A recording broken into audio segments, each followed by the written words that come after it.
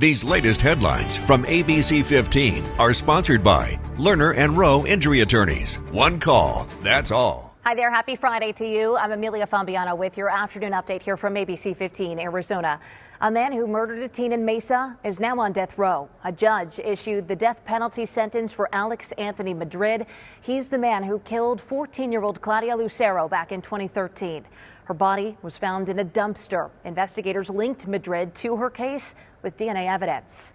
Doctors are expected to give an update this afternoon on victims being treated here in Arizona for a fireworks accident that happened in Hawaii back on New Year's, severely burning several victims who were then flown here to the valley.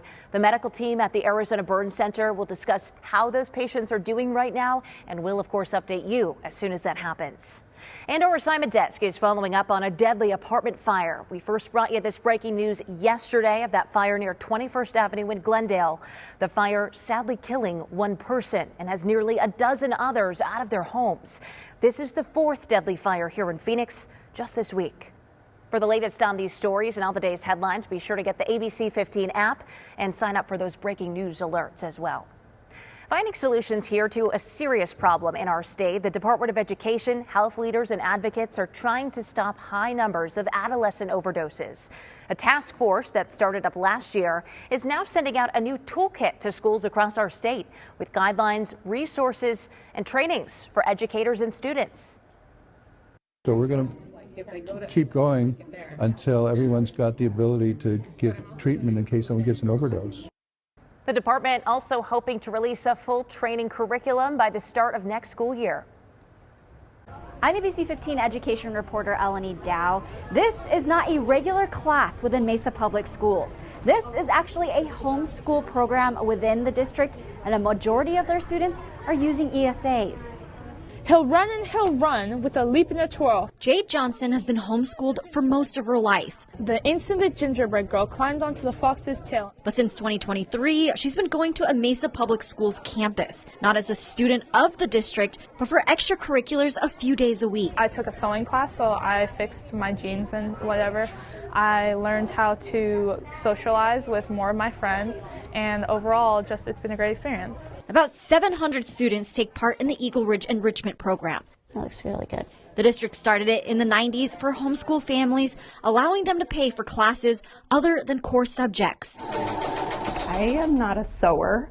I can't teach them to sew. I'm not musical. I can't teach them musical theater. Homeschool mom Amanda Stradling is using empowerment scholarship money to help pay for Eagle Ridge. 90% of students at this program use ESAs. As a homeschool parent, it's always a struggle. Like, you're taking a big cut in your career and the pay that you would be making. For me personally, it's been great because I get to work part-time on the 2 days my kids are at Eagle Ridge.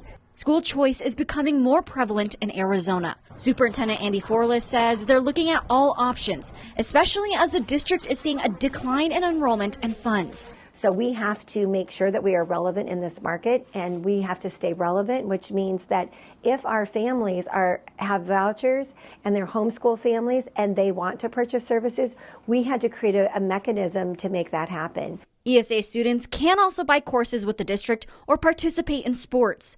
In fiscal year 2024, the district collected more than $1.4 million in ESA revenue from Eagle Ridge families.